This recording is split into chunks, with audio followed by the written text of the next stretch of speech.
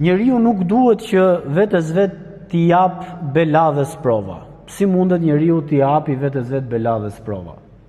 Duke u nisur nga një hadith i profetit sallallahu alaihi wasallam, i cili dëgjon Aliun radhiyallahu anhu që lutte Allahun për durim.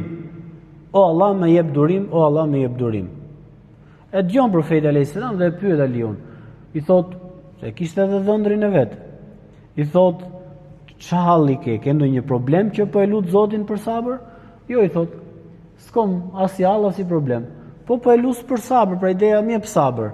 Atëherë thot, ti po kërkon bela. Se po të pranohet kjo dua, më jep sabër, dhe ti s'ke një siklet momental, atëherë ti automatikisht po kërkon një sprov që të vi, që të dali duaja e pranuar në pa. Prandaj tha ti mos u lut për sprov, për sabër, për durim, por lutu tha për afjet, lutu për shëndet, për mirësi, për begati në këtë rast. Apo, në momentin që ti me të vërtet e shikon që ke rënë në një sprov, në një debat, në një moment shumë sikletshëm, aty e kërkon sabrin për Allahu xhaleshanu për diçka specifike që ti e shikon që po të bëhet sprov në atë momente.